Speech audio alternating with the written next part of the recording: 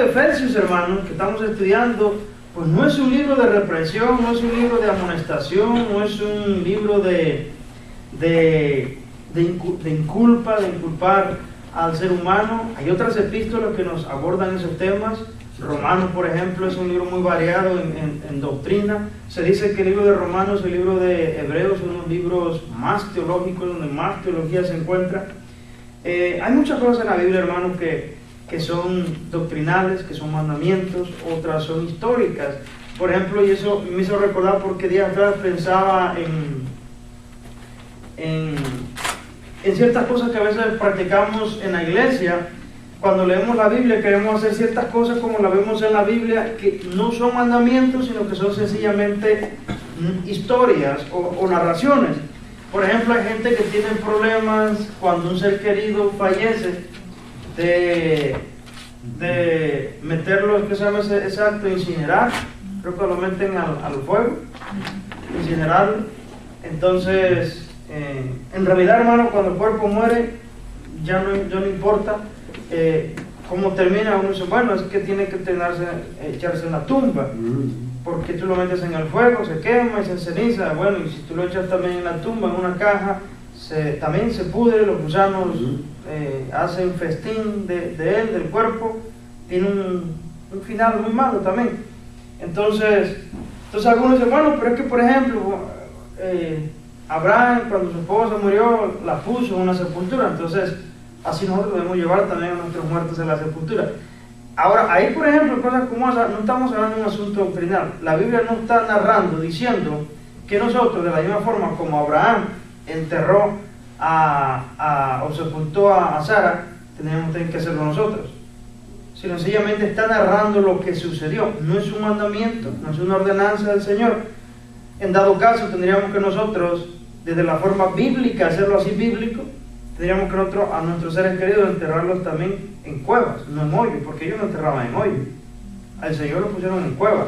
Ellos buscaban una cueva y nos metían. Imagínense en esos lugares, por estar escarbando en esas piedras, ¿cuándo iban a hacer un hoyo? Entonces buscaban cuevas y ahí metían el cadáver. Si nosotros quisiéramos ser bíblicos en todo eso, tendríamos que buscar también cuevas. Y a ver dónde están las cuevas más cercanas, iríamos a Chattanooga. Y el que llegó primero se las llevó. ¿Y dónde sepultaban a los muertos? Porque la Biblia dice que enterraban a fulano y casi todos en cuevas, ¿sí? Porque el área donde ellos viven geográficamente era lo que les permitía. Pero eso no significa que la Biblia nos está exigiendo que nosotros así enterremos a nuestros seres queridos. Y quiero decir con esto, hay cosas en la Biblia que son narrativas, otras son doctrinales, son mandamientos, son ordenanzas. En esas no hay que andar que sí, que no. Sencillamente son mandamientos del Señor. Efesios es un libro, hermano, que no es un libro de amonestación, no es un libro de reprensión, es un libro de exhortación. Es un libro de sabiduría, de exaltación al Señor. Es un libro donde hay una revelación en asuntos o en nuestro, mejor dicho, no en asuntos, sino en nuestra posición espiritual. Y eso es como empezó el libro de Efesios, hablándonos de cómo hemos sido bendecidos con toda bendición espiritual en Cristo, según nos escogió en Él antes de la fundación del mundo. Nos habla de misterios escondidos. Nos habla más adelante en el mismo libro de Efesios de cómo hemos sido salvados, cuál es la gracia, cómo Dios nos llamó estando muertos. Nos habla del ministerio de Pablo a los gentiles. Nos habla del amor que Dios nos ha mostrado. No es lejos esta carta de ser reprensiva y amonestativa. Nos habla más de lo que somos en Cristo, de reconocer y entender la posición que guardamos en Cristo. Ahora, ¿por qué es importante reconocer lo que somos en Cristo? Entender, conocer a fondo, para que, hermanos, como el mismo el apóstol Pablo decía, yo ruego que el Señor nos dé espíritu de sabiduría y de revelación. Ahora, si Pablo rogaba que le diera a los hermanos, a los efesios, espíritu de sabiduría y de revelación, lo cual indica que nosotros al convertirnos no tenemos ya ese espíritu de sabiduría y de revelación, sino son cosas que nos vamos vistiendo del Señor. Estamos recién salidos del cascarón al nacer de nuevo, y hay muchas cosas, hermanos, créanme, que no las sabemos y que realmente nunca terminamos de aprender. Efesios nos habla, por ejemplo, también de la armadura de Dios, lo cual indica que no al momento ya convertirnos ya estamos llenos de toda la armadura de Dios. Es algo que también en nuestro andar nos vamos equipando de la armadura de Dios para combatir. Una persona recién convertida hay muchas cosas que no puede combatir. a muchas cosas que no puede hacerlas como lo hace un hombre maduro. Y es ahí donde necesitamos la sabiduría del Señor, de que un hombre maduro en la fe no puede demandar tanto de un tierno en la fe, una persona, una criatura recién nacida. O sea, no puedes exigirle la misma madurez. De pronto puede ser más débil ante ciertas tentaciones, su vocabulario, aún el Señor está trabajando en él. Tenemos que nosotros también retroceder a cuando nosotros dimos nuestros primeros pasos como cristianos, donde no todas las cosas las hicimos bien, donde nos costó un tiempo de que el Señor fuera trabajando en nosotros. Ahora, una cosa es ser salvo por la gracia de Dios y posicionalmente estar ubicado con Cristo, que el Señor nos traslada de la muerte a la vida, y otra es el proceso de la santificación que Dios empieza en nosotros. Eso no significa, y en esto quiero hacer una aclaración antes de entrar en el tema, y como lo he dicho anteriormente, no significa que nosotros venimos a Cristo y estamos esclavizados al pecado, dominados por el pecado, practicamos el pecado, vivimos aún en el pecado, y que poco a poco el Señor nos va a ir quitando los pecados. Que bueno, este marihuano antes fumaba 15 puros de marihuana al mes, ahora solo se fuma 10, ya el Señor está haciendo una obra. O este borracho antes se emborrachaba todos los fines de semana, ahora un solo fin de semana al mes se emborracha. O sea, no es eso de lo que estamos hablando. Cuando una persona viene a Cristo, aunque ciertamente no es una persona perfecta, ya no está esclavizada al pecado, ya no vive esclavizada a ese pecado. Es decir, sí es cierto que tropieza en algunas cosas, sí es cierto que sí tiene tendencias, de hecho las tendencias a pecar las tenemos hasta que Cristo venga, pero más sin embargo se marca una gran diferencia entre cuando el cristiano llega a fallar al Señor por tropiezo, por inmadurez, por un esfuerzo a pesar que hizo, la situación, bueno, son cosas diferentes a cuando él no conoce a Cristo y el pecado de una forma deliberada y practicaba el pecado. Entonces, ahora, cuando ya Cristo nos salvó y empezó a hacer una obra en nosotros, hay muchas cosas que Cristo nos está enseñando a madurar, a madurar, a madurar. Y nunca, hermano, mientras estemos en esta vida, en este cuerpo corruptible, llegaremos a un nivel de madurez donde digamos, llegué a la cúspide de la santidad, llegué a la cima de la montaña, ya no hay nada que Cristo tenga que cambiar en mí, yo veo a mi alrededor, analizo mi vida, qué otra cosa el Señor puede cambiar en mí, yo creo que ya lo he logrado todo. Nunca, hermano, podemos llegar a ese punto. Mientras estemos en este cuerpo, el Señor seguirá trabajando en nosotros, hasta que el día de nuestra glorificación haya llegado.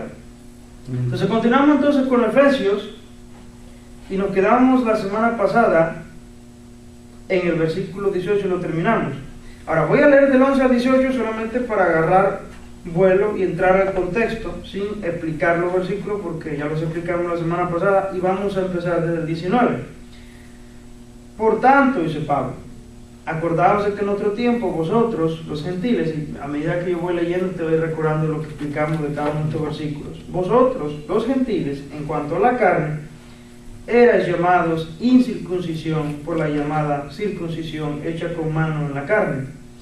En aquel tiempo estabais sin Cristo, alejados de la ciudadanía de Israel y ajenos a los pactos de la promesa, sin esperanza y sin Dios en el mundo.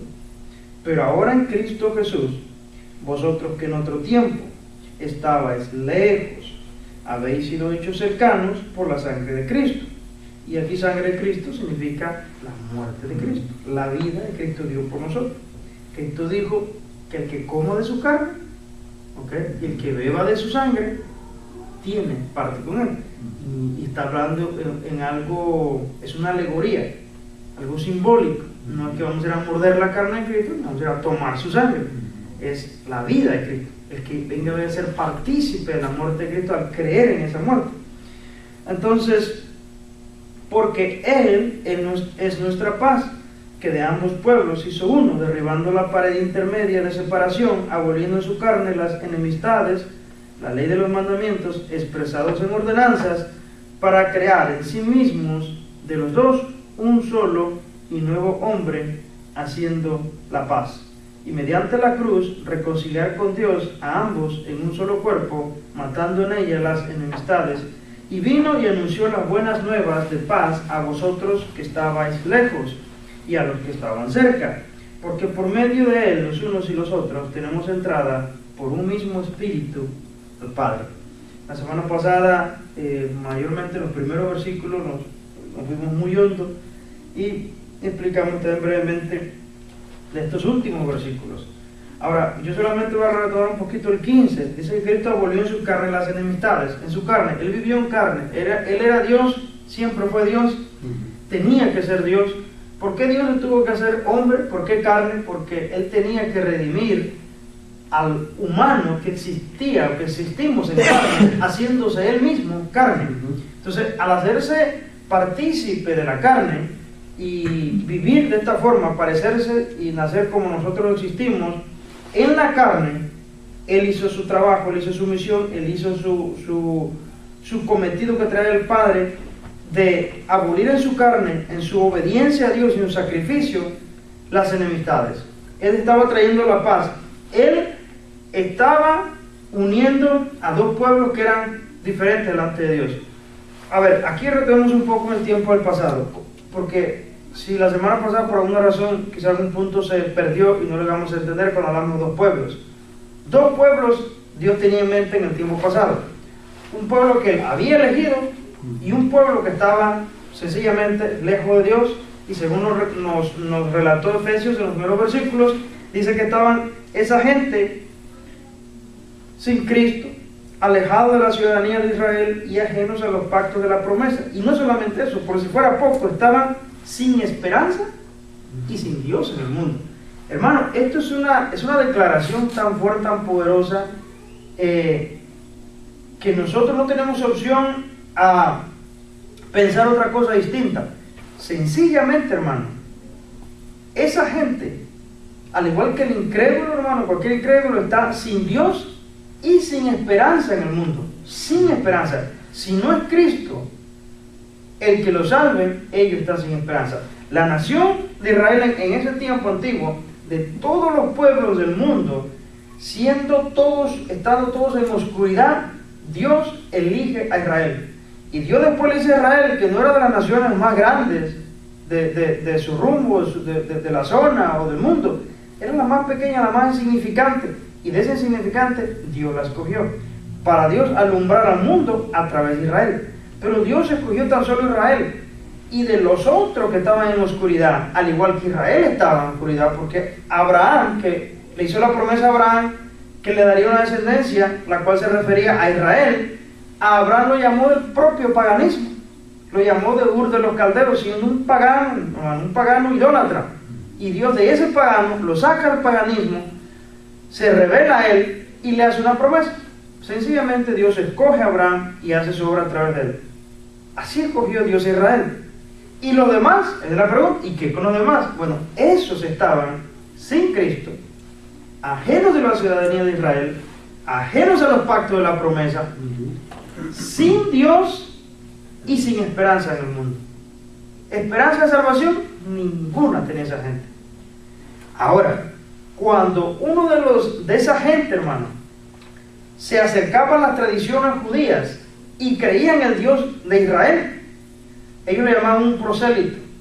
Es una persona que no era de sangre judía, pero creía en el Dios de Israel, y Dios lo recibía. Dios lo recibía. Se hacían judíos. Esos eran prosélitos. Gente que no era de sangre judía, pero creían en el Dios de Israel y pasaban en ese entonces a recibir esto, las promesas. Pero de los demás, todas las naciones del mundo estaban sin Dios y sin esperanza, hermano. Ahora, Cristo en su carne abolió las enemistades. Esos dos pueblos, hermano, Dios estaba planeando unirlos en su muerte a través de un solo espíritu, traer a ambos pueblos, a un pueblo que no había llamado su pueblo, unirlo con la nación de Israel, y ya nadie va a ser uno mayor que el otro. Israel se sentía orgulloso espiritualmente de que Dios los había escogido a ellos, y por eso cuando Cristo llegó en el tiempo de los fariseos y saduceos, Cristo arremetió con el resto religioso, porque esa gente eran hombres muy antiguos espirituales. Ellos estaban orgullosos de pertenecer al linaje de Abraham. Y era gran cosa. Nosotros linaje de Abraham somos. Y se sentían con el solo hecho de ser linaje de Abraham, ya.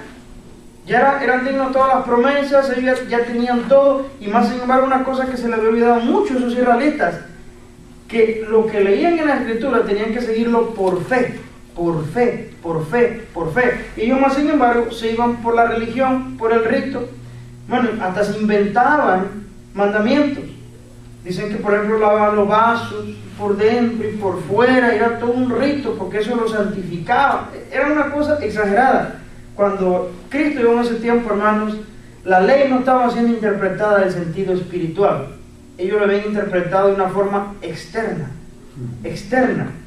Entonces, no camine tantas millas en el día de reposo que es un pecado. Y no esto, y una serie. Entonces el Señor le dice, habéis invalidado el mandamiento de Dios por mandamiento de hombre. Y hermano, pareciera que fuera mentira, pero dentro de la iglesia evangélica también se dan esos casos. Que Pablo nos dice en Gálatas, estad pues libres, firmes, libres en la libertad con que Cristo os ha llamado, solamente que no sea la libertad como ocasión para la carne. Somos libres en Cristo, ya no estamos sujetos a obedecer leyes del Antiguo Testamento, leyes civiles, leyes ceremoniales, pero vienen ciertos líderes espirituales que nos ponen ciertas reglas dentro de la iglesia. ¿Cómo te vistes?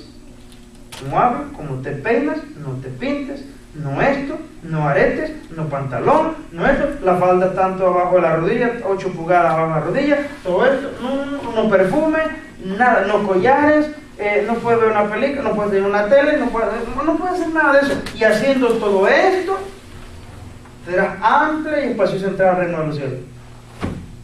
Ya no es por la fe en Cristo Jesús, ya no es por la muerte de Cristo, ya no es por gracia. Y pareciera algo sin sentido, pero se predica en esa misma iglesia la gracia de Jesucristo. Somos salvos por gracia, por la muerte de Cristo, pero sin darse cuenta a la vez, le están cerrando la entrada al cielo a la gente, ya no por la fe, sino bueno, es la fe en Cristo, pero no hagas esto y haz todo esto. Entonces es una serie de requisitos en la iglesia donde haciendo esto te ganarás la bendición de Dios, haciendo esto te harás el favor de Dios, haciendo esto tendrás salvación. Y se le atribuye a muchos ritos, a muchas cosas que se hacen poderes salvíficos. Durante la semana alguien me llamó, por ejemplo, y me dice, oye, hay una iglesia en México donde mi sobrina se congrega y que anda de novia con un muchacho que dice que si van a andar de novia tienen que acatarse a las leyes o a reglas que le han impuesto en su iglesia. En esa iglesia, por ejemplo, dice, las mujeres se sientan en un lado y los hombres en otro. Tiene una serie de requisitos, hermano. Cómo vestirse y todo eso. Ahora, yo no tengo un problema, por ejemplo, yo no creo que sea un problema en que algunas iglesias, por tradición, tengan ese tipo de cosas. Si la persona, por ejemplo, la mujer dice, no, yo me siento bien para agradar a Dios, y así todas las mujeres tenemos a bien en esta cultura en que vivimos, en estos pueblos, en esta iglesia, vestirnos con faldas largas y ponernos algo en la cabecita. No hay ningún problema, un velo, que está muy bien eso. El único problema es no le atribuye poder salvífico a eso. En el momento que usted le atribuye poder salvífico y poder de bendición haciendo este tipo de cosas, ya no anda por gracia, ya no entiende la gracia. Esas cosas son buenas si las practicamos en un sentido que se hace sentir bien a la persona, culturalmente caen bien, no debemos ofender a otros ni ridiculizar a otros porque los hacen, pero sí es grave cuando la persona cree que por hacer todas estas cosas es que recibe bendición, es que recibe salvación. Ahí no está la gran diferencia, pero no en el hecho de que no se quieran vestir. Ahora, dos cosas que hay que balancear. Tanto como es malo que la mujer o cualquier iglesia le ponga a los congregantes exigencias muy extremas que los haga aparentar muy santos y creyendo que con eso recibirán del Señor todo tipo de bendición y sobre todo la salvación eterna. Eso es un extremo. Más sin embargo tenemos el otro extremo, donde hay iglesias que se vuelven demasiado liberales, donde la mujer quiere ir con un descote, viene a ir con una sensualidad, y eso tampoco. Así como es de dañino esto, es dañino aquello. Entonces la iglesia siempre debe buscar en la palabra de Dios el equilibrio, donde Cristo no quiere tener. Pero Cristo, por ejemplo, abolió en su carne las enemistades. Ya no hay enemistades, ya no hay dos pueblos, un solo pueblo por un mismo espíritu. Ahora, no solamente abolió las enemistades, Cristo también abolió la ley de los mandamientos expresados en ordenanzas. Esta cosa es importante entenderlo. ¿Cuáles mandamientos expresados en ordenanzas Cristo abolió en su carne. Todos excepto la ley moral. Porque la ley moral, hermano, esa ya está en nuestro corazón. Antes que la ley se le fuera dada a Moisés en el monte Sinaí, ya José no quiso adulterar, tocar a la esposa de Potifar. ¿Quién le dijo a José que tocar a esa mujer era un adulterio, era un acto pecaminoso delante de Dios? ¿Quién se lo dijo?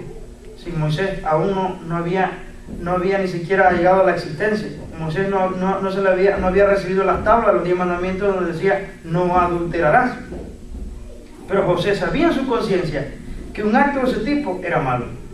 No era necesario que le enseñaran a José y a la gente de su época que ir a arrebatar la vida de una persona injustamente era un pecado. Ya lo sabía, ya está en el hombre.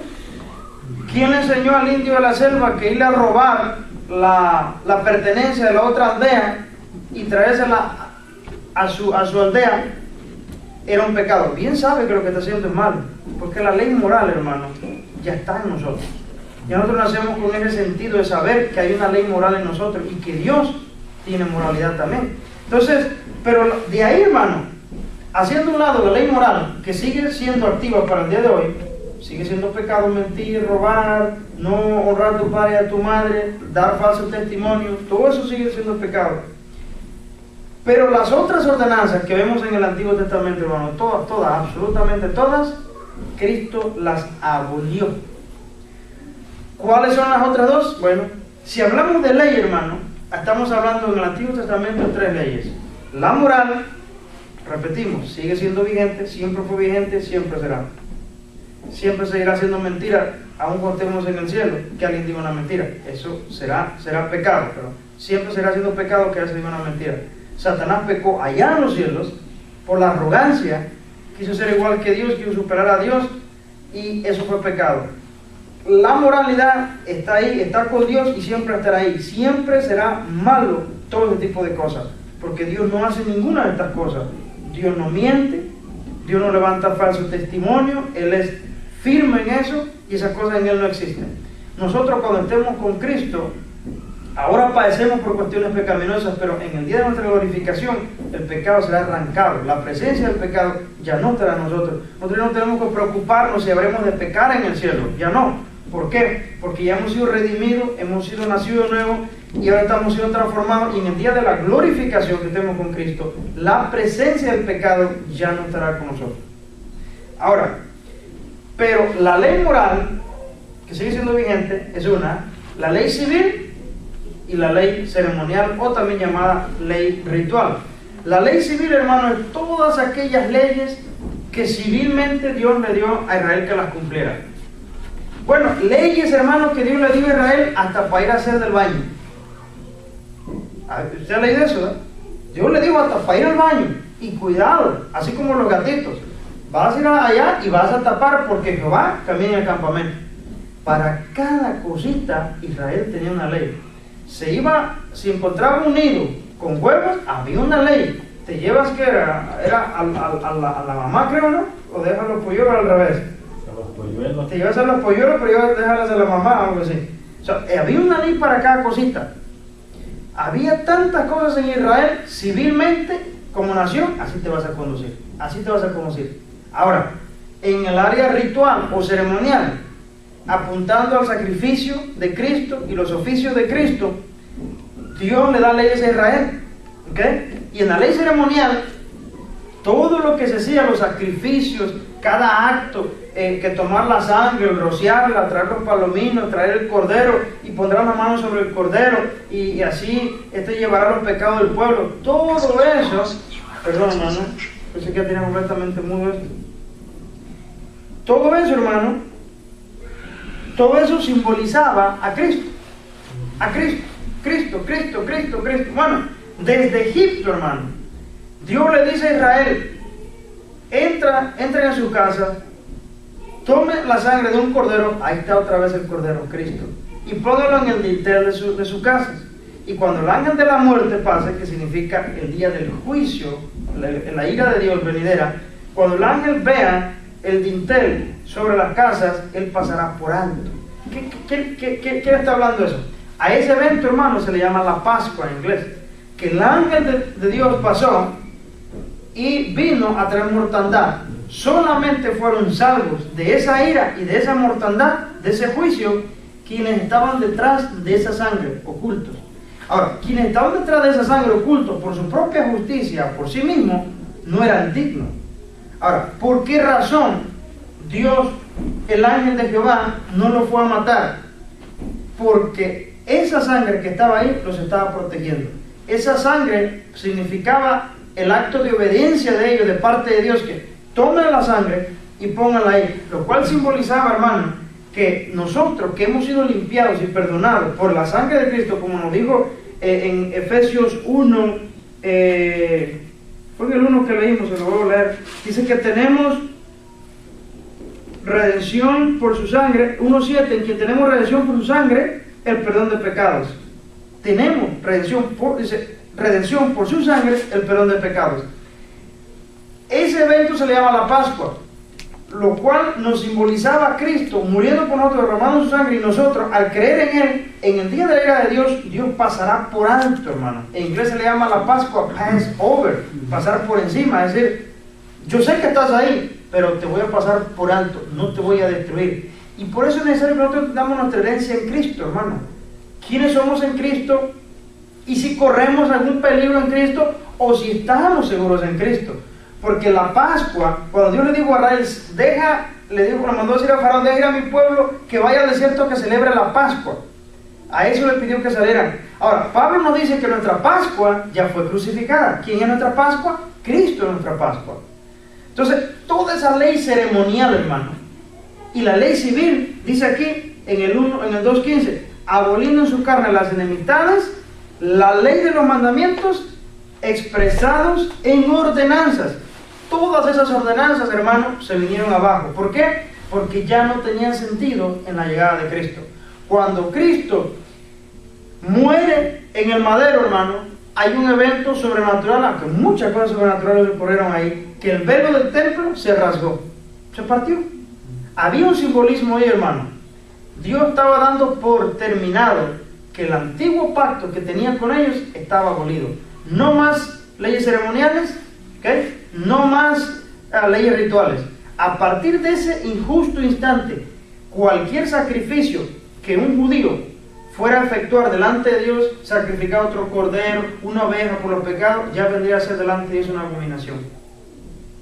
Nosotros no podemos ir al Antiguo Testamento y decir, bueno, tenemos que ser bíblicos. Ahí se mataban corderos, ¿ok?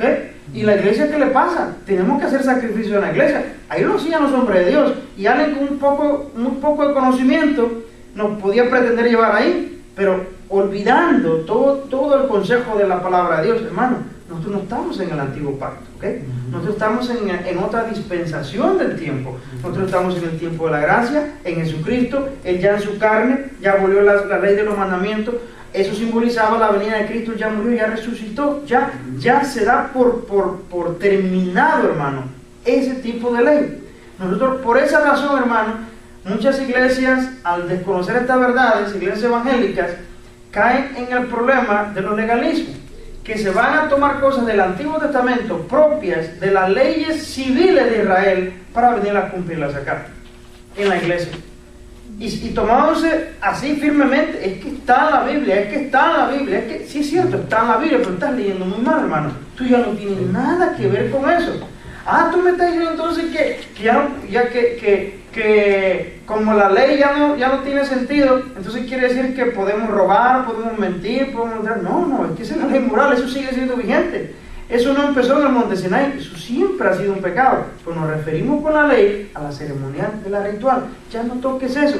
Eso fue para Israel. A Israel le decía que si la mujer estaba en su menstruación y se sentaba en esa silla, quedaba inmundo esa silla. Nadie podía tocarla. El hombre quedaba inmundo, bueno, salía inmundo hasta la tarde. Bueno, había una ley, hermano. Nosotros ya no estamos bajo esa ley. Hermano, imagínense, vamos a vaciar las iglesias porque las mujeres andan en su periodo y no tenemos culto, todas esas 2 o 3 sillas están inmundas. ¿Qué queríamos? Se nos sería un caos. ¿No? Sobre todo en estos tiempos que lo que abunda más son mujeres en la iglesia, ¿no? Ajá, imagínense. Más mujeres que hombres. ¿Con cuántas cosas? Hay demasiadas cosas, hermano, que al no tener conocimiento de esto caemos en errores, hermano. A encadenar a la iglesia, a practicar o a tratar de judaizar. Por ejemplo, ¿y qué si alguien nos dijera que tenemos que circuncidar? No, es que hay que circuncidarse. No, por todo el que viene a Cristo. Y ese fue uno de los problemas en las iglesias de la provincia de Galacia.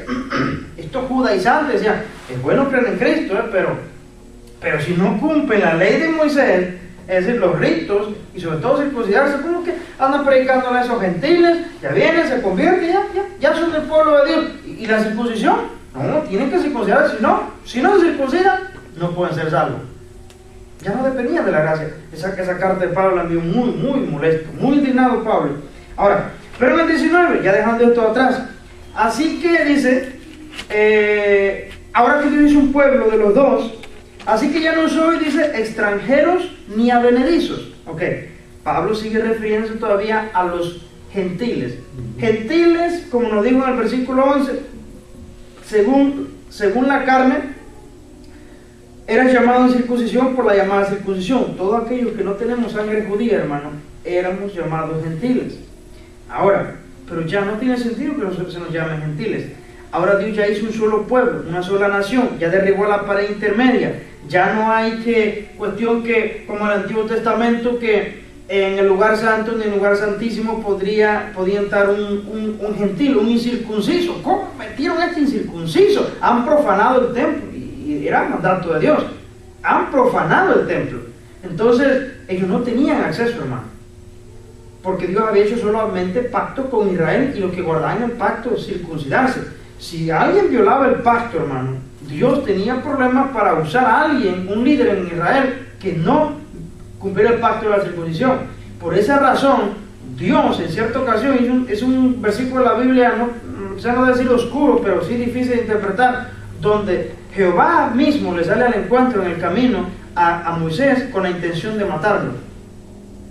Exactamente, bueno, yo creo que Dios sabía lo que iba a hacer y sabía cómo iba a reaccionar de antemano quizá la esposa de Moisés, pero Moisés tenía un hijo que no lo había circuncidado.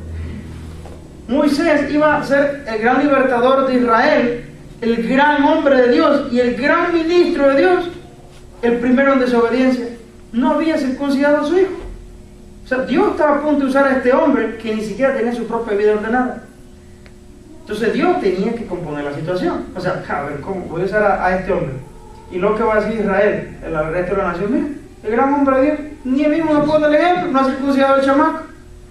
Entonces Dios les da el encuentro, y la esposa de Moisés toma al niño y toma un pedazo, no sé cuál es la palabra, no me viene a la mente, era como un pedazo de piedra afilada, un pedernal, y le toma el prepucio al niño, y ahí, hermano, sin anestesia, sin nada, ahí a volar. Y así Dios ya no mató a Moisés.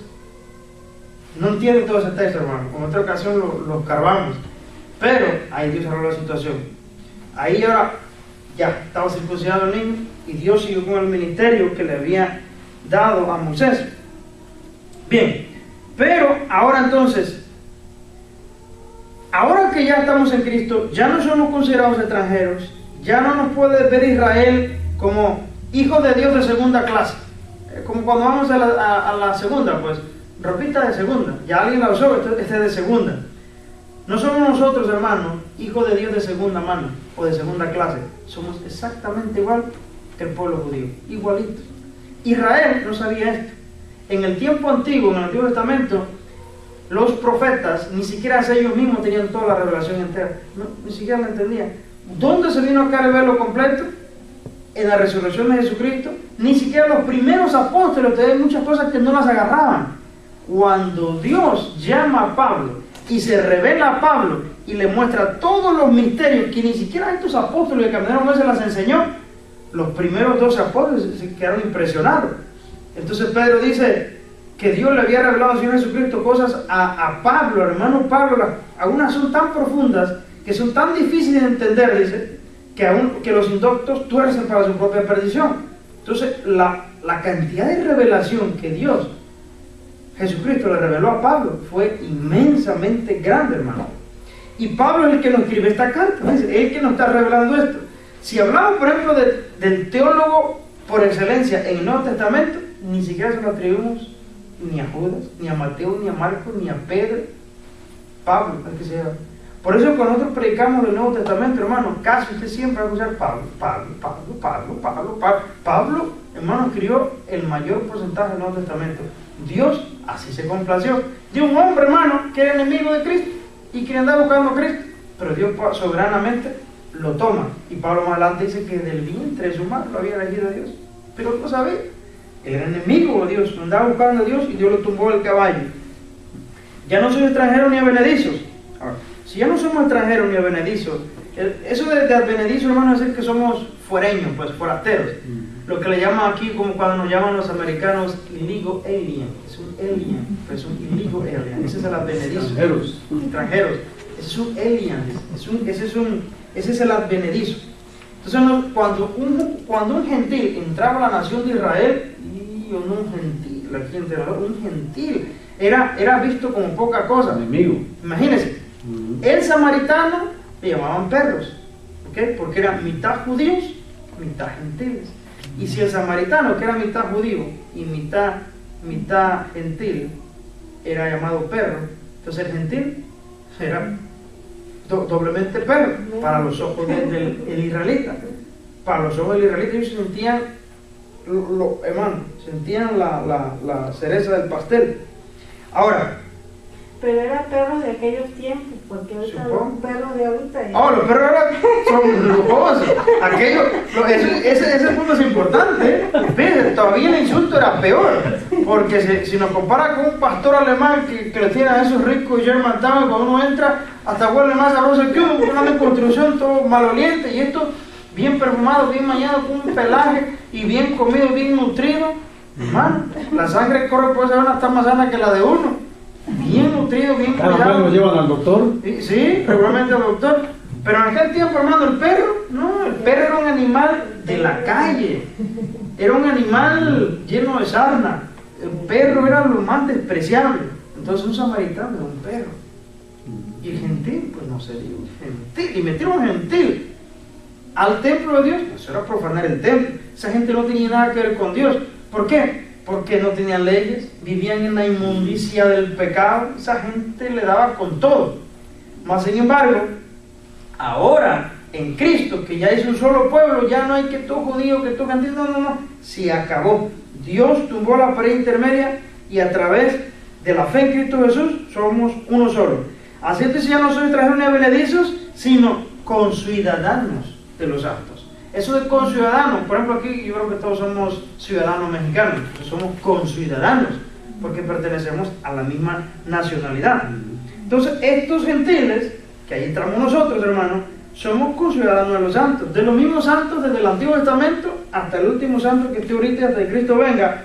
Todos somos conciudadanos y miembros de la familia de Dios. Somos miembros de la familia, miembros. ¿Se da cuenta cuando usted va a una casa y ve una foto familiar? Están los miembros de la familia. Y es un honor que alguien esté ahí. Pero alguien que llega de arrimado a la casa, no puede pretender que cuando la familia sube una foto ahí esté el arrimado. Eso no. Eso no es la familia. No, tú eres extranjero y advenedizo. Tú estás aquí nomás de paso. No, tú no puedes estar en la foto de la familia. Pero ahora nosotros sí. Ahora venimos a ser adoptados. Mira, una cosa que no me gustó, un maestro que hace mucho tiempo dijo, no estoy de acuerdo, no le hay un sustento bíblico. Cuando él habló acerca de nuestra salvación, él arremetió contra pues, la doctrina reformada, a la cual yo apoyo a la doctrina reformada, que yo creo firmemente que tenemos seguridad en Cristo, que nuestra salvación no depende de lo que hacemos o lo que dejamos de hacer, sino que por lo que Cristo hizo por nosotros. Y si realmente hemos sido llamados y estamos siendo santificados, podemos tener la confianza, la certeza de que aquel que empezó en nosotros la buena obra, la perfeccionará hasta el día del fin, y que no puedo caer yo de la mano del Señor. Entonces él dice, bueno, en muchas iglesias que prediquen que es imposible que un hijo de Dios se pierda, dice, pero a ellos se les olvida que nosotros no somos hijos naturales, dice, sino que somos adoptados, dice. Entonces ya prosiguió él con el tema y me quedé pensando. Y dije, ¿es que acaso los que hemos sido adoptados en la familia de Dios venimos a ser de segunda mano? Dije, o sea, no tenemos el mismo valor. Pero dejé pasar eso por muchos años, nunca me dediqué al estudio de eso. Pero yo te digo hoy, hermano, no he encontrado en ningún lugar de la Escritura que se nos considera a quienes Dios nos adoptó en el Hijo, en el amado, que se nos considere hijos de segunda mano o hijos de segunda clase. A menos de lo que estoy leyendo, lo que hemos leído hasta ahorita, no, dice, ya no soy extranjero ni advenedizos, sino conciudadanos. Con hermano es a la par de conciudadanos. Estamos igual en nivel y todo que los mismos israelitas. No somos mayor que los israelitas, ni los israelitas son mayores que nosotros. Un solo pueblo por un mismo espíritu, ya no extranjeros, ya no advenedizos, sino que son ciudadanos de los santos y miembros de la familia de Dios. Pero ve que no dice de segunda clase, no dice, pero cuidado porque son adoptados, nunca se igualan con los otros, ustedes son adoptados. Ustedes, si en un momento dado algo hacen mal, yo con ustedes lo doy con todo, pero a los israelitas se los trato bien, a eso sí, porque eso desde atrás yo los llamé. No, hermano, en el tiempo de Jesucristo ese misterio estaba escondido. Israel pensó que el tiempo del fin llegaría y que son solo ellos, solamente ellos, la nación de Israel y nadie más. Pero cuando viene Cristo se da cuenta que no.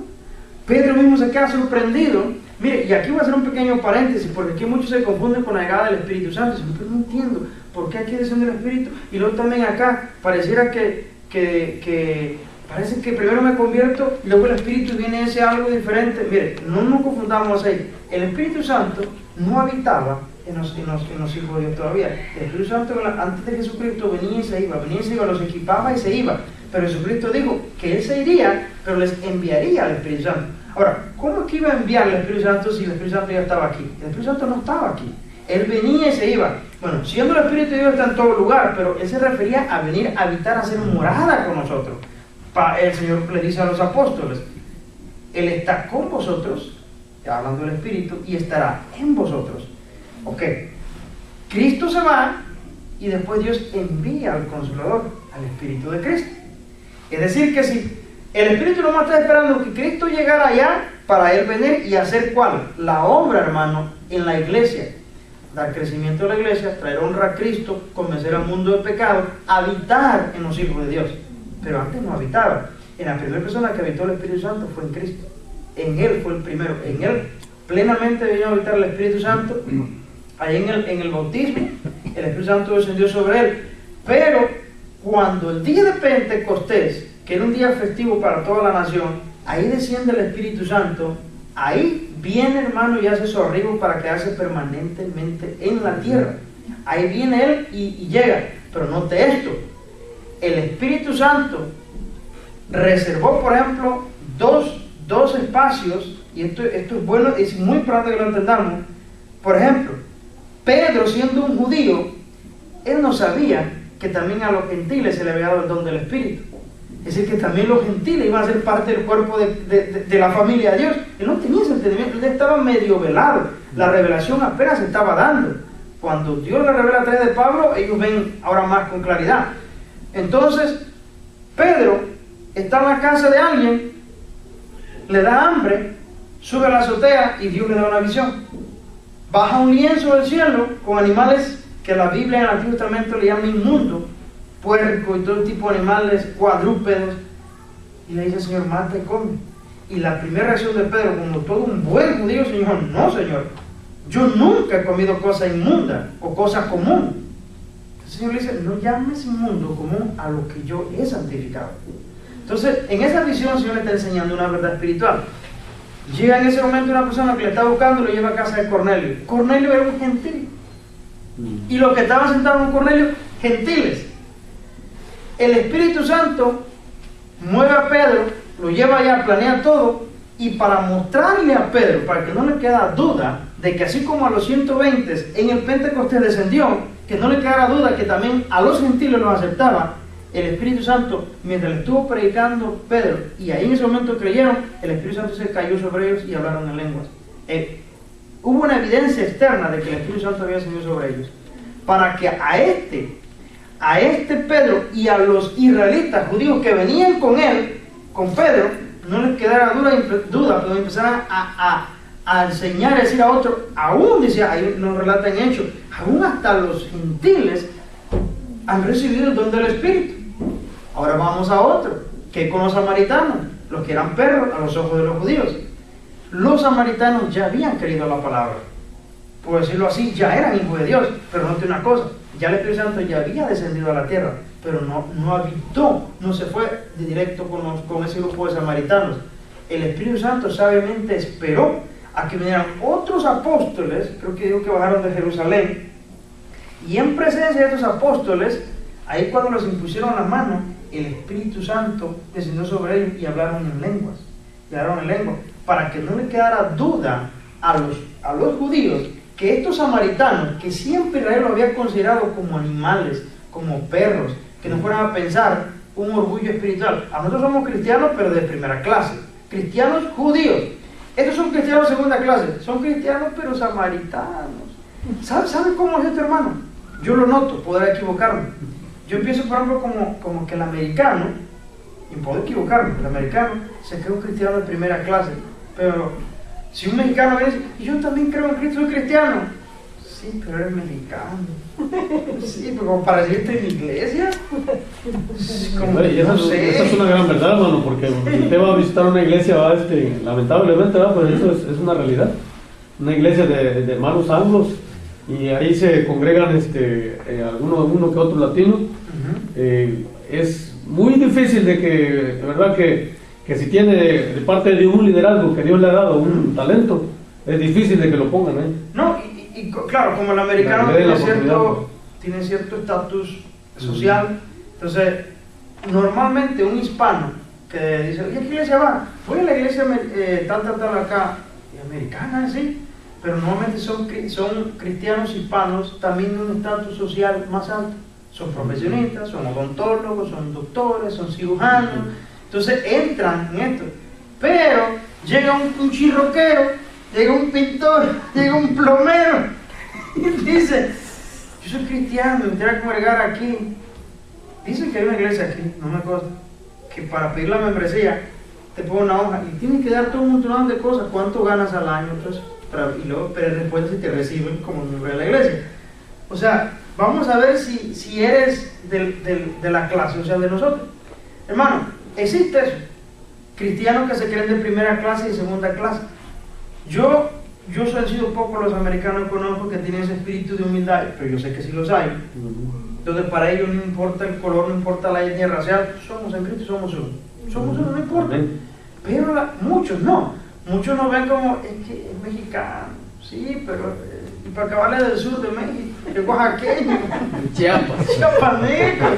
Entonces, no, o sea, son cristianos de segunda clase. Pero fíjese la sabiduría de Dios. El Espíritu no descendió de inmediato sobre ese grupo de creyentes samaritanos. Descendió hasta que los apóstoles descendieron y en presencia de ellos, como que estos quedaron, wow, los gentiles recibieron el don del Espíritu. A nosotros Dios nos dio el don del Espíritu en el día de Pentecostés. Y a estos samaritanos también. Listo, ya está. Ya quedó clarísimo. Gentiles, judíos, samaritanos, todos, no hay distinción delante de Dios. Un solo cuerpo, a todos yo le he dado el Espíritu. Pero eso no significa, hermanos, no muchos se han confundido, que primero me convierto y luego yo espero que venga un ministro y me ponga la mano y yo recibo el Espíritu. Porque dicen muchos, es que ya eran creyentes los samaritanos, ya eran, y tuvieron que venir los apóstoles, los pastores, qué sé yo, le pusieron las manos y recibieron el Espíritu. Sí, pero está pasando un hecho histórico muy importante. ¿Por qué razón sucedió eso? ¿Por qué razón pasó allá con Cornelio? Eso no significa que el Nuevo Testamento nos está poniendo una pauta que debe ser por el resto de los siglos. Primero te conviertes, luego manda a llamar al pastor y un evento especial, te pone la mano y recibes el Espíritu. No, dice en Efesios 1:8, ¿era? No, es 1:13. Miren qué momento somos sellados con el Espíritu que viene a nosotros.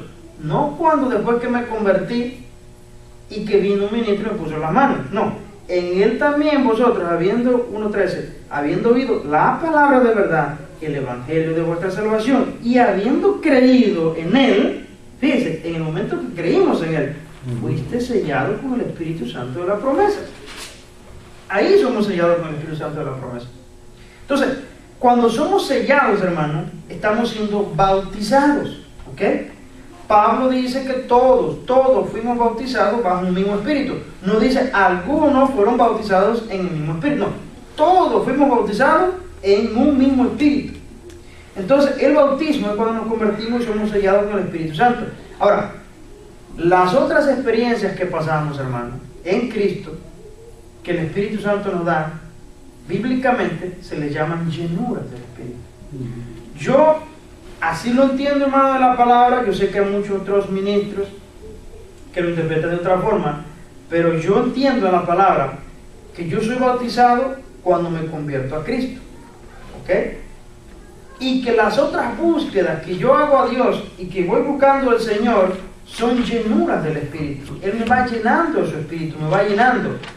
Porque la Biblia no nos dice que busquemos el bautismo del Espíritu Santo, pero sí nos dice que seamos llenos del Espíritu Santo.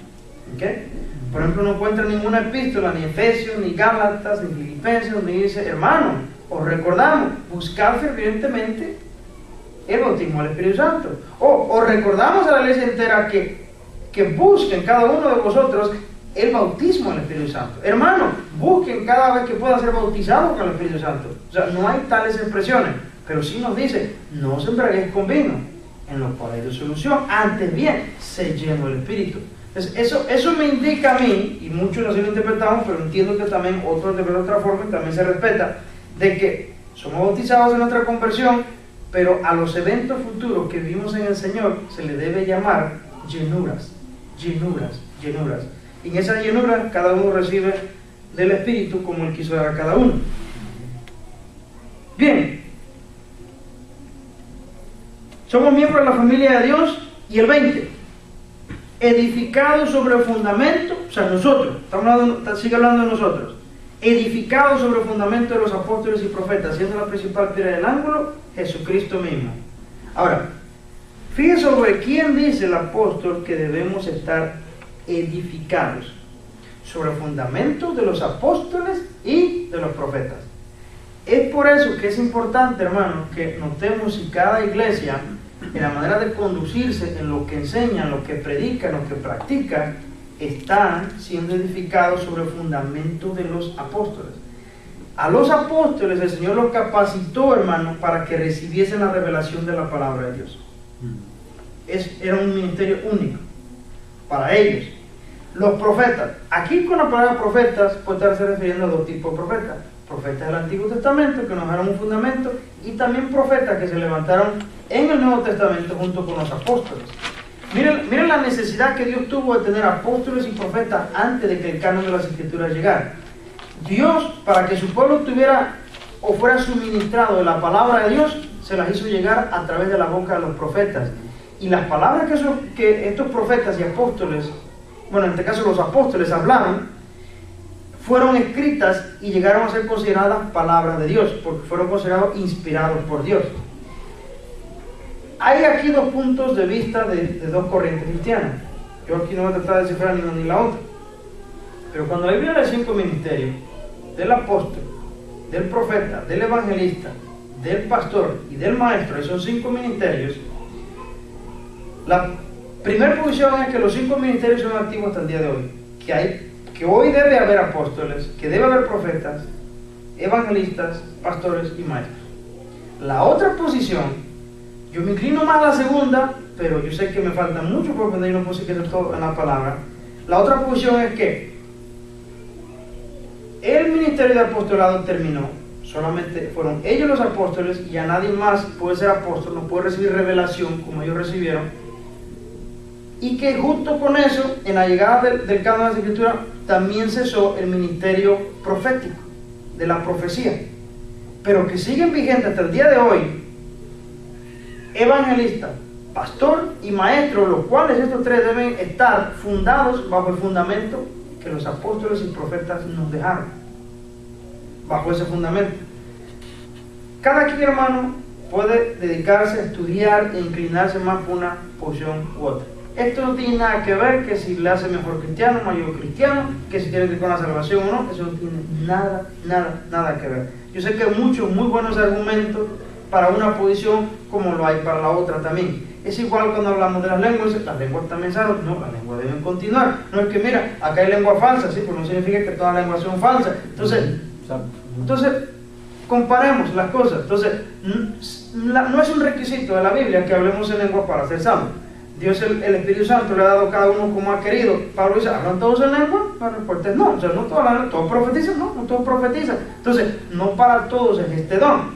El problema es cuando una iglesia cae en el problema de que todos tienen que hablar en lengua. Y si no hablas en lengua, pues no eres espiritual. Uy, peor todavía, si no hablas en lengua, tú no eres salvo. Entonces ya las cosas se fueron demasiado lejos.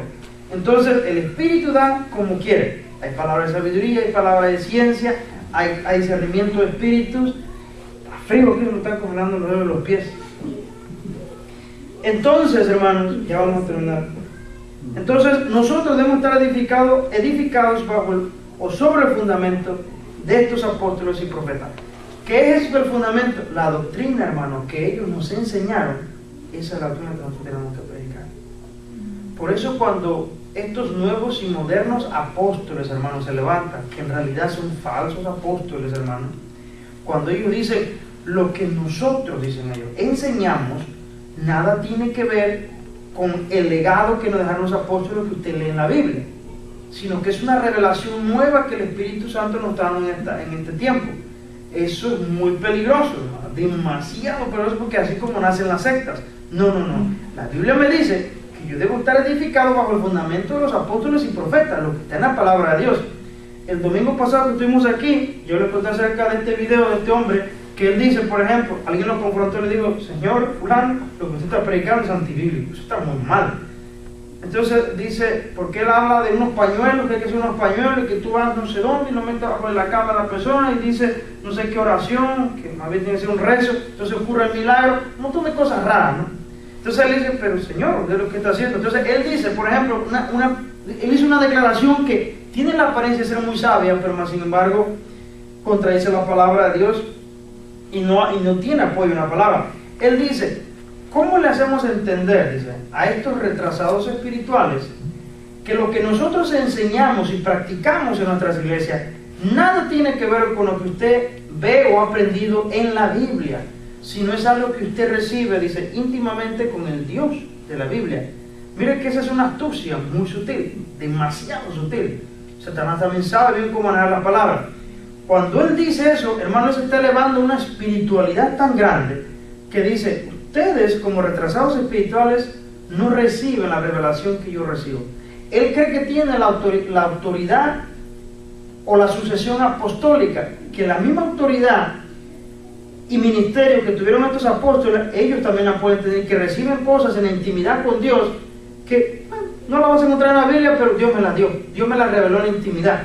El problema es que Dios fue el que te reveló, porque la Biblia dice que también Satanás es el Dios de este siglo. Entonces depende de qué Dios estás hablando, con Dios mayúsculo o Dios minúscula.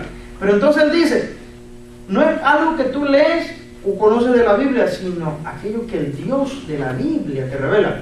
Pero hermano, el problema es que, ¿cómo es que el Dios de la Biblia te va a ministrar algo, te va a enseñar algo que tú lo practiques que contradice su propia palabra? O sea, no tiene sentido. Si Dios te va a querer hacer algo, siempre tiene que ser conforme a la palabra. ¿Cómo Dios nos va a decir que estemos bajo el fundamento de los apóstoles y los profetas, pero a la vez nos va a revelar una cosa que no se sujeta a los apóstoles y los profetas?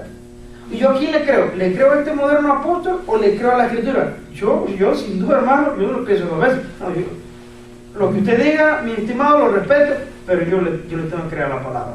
Ahora, edificados sobre el fundamento de los apóstoles y profetas, siendo la principal piedra del ángulo, y aquí terminamos, Jesucristo mismo, la piedra del ángulo, la piedra que determina la simetría de la edificación, la piedra que determina y carga todo, hermano, que le da el punto central y el equilibrio a todo es Jesucristo. Si usted quita la piedra angular, no sirve la edificación, se viene todo abajo, queda todo chueco, no tiene alineamientos. Entonces es Cristo nuestro fundamento. El fundamento nos los enseñó Cristo a través de los apóstoles y profetas, que ese ministerio, hermano, cesó. Que ahora se levante un fulano y diga, no, yo sé que Pablo dijo esto, yo sé que dijo esto, no, yo sé que hay muchas cosas que dice la Biblia, pero a mí el Espíritu me está revelando. La iglesia debe conducirse así. Con ese tipo de personas tengamos cuidado. La palabra es certera, la palabra de Dios es segura, hermano. Dios ya nos revela en este tiempo nueva palabra que tengamos que agregarle a la Escritura. La Escritura está cerrada. Dios dice que no le añadamos, no le podemos añadir ni le podemos quitar. Entonces, cuidado con los falsos apóstoles, cuidado con nuevas revelaciones. Debemos estar fundamentados sobre este fundamento, edificados sobre este fundamento, los apóstoles y profetas, siendo la principal piedra del ángulo Jesucristo mismo. Es decir, que todo lo que prediquemos siempre tiene que ser acorde con la propia doctrina de Cristo. Cierro con esto. Cristo, todo lo que Él habló y lo que después Él habló tiempo más tarde a través de los apóstoles, hermanos, en nada se contradicen. ¿Por qué? Porque fue el propio Espíritu de Cristo que les reveló. Un ministro un día me dijo, bueno, es que ciertos cristianos que creen mucho esta doctrina siempre te van a citar las cartas paulinas y los otros apóstoles, pero no te citan a Cristo, dice, como queriéndome decir, porque si lees a la palabra de Cristo ya chocan, ya no es lo mismo. Pero no, eso no puede ser, eso no es posible.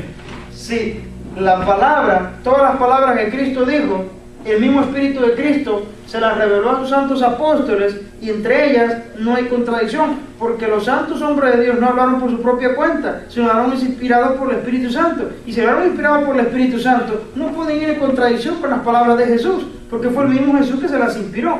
Entonces, tanto como tiene validez, hermano, las palabras de Cristo que Él dijo, que usted y yo leemos en Mateo, Marcos, Lucas y Juan, y también leemos en Apocalipsis, tienen el mismo valor que las cartas paulinas, la de Pedro, la de Juan, y la que Pablo envió a Timoteo, a Filemón. Todas fueron palabras del mismo Espíritu de Cristo que nada contradicen a las palabras de Cristo. Toda la palabra de Dios es útil. No dice solo la palabra de Cristo, digo, pero a los apóstoles pónganlas en duda. No, a los apóstoles Dios, el mismo Espíritu, le dio la misma palabra. Así que el fundamento de los apóstoles tiene como piedra angular su fundamento, su doctrina, Cristo, que sostiene todo. Entonces, si nosotros practicamos y vivimos y creemos y enseñamos y predicamos la doctrina de los apóstoles, estamos nosotros mismos siendo edificados sobre el fundamento que es Cristo. ¿Amén?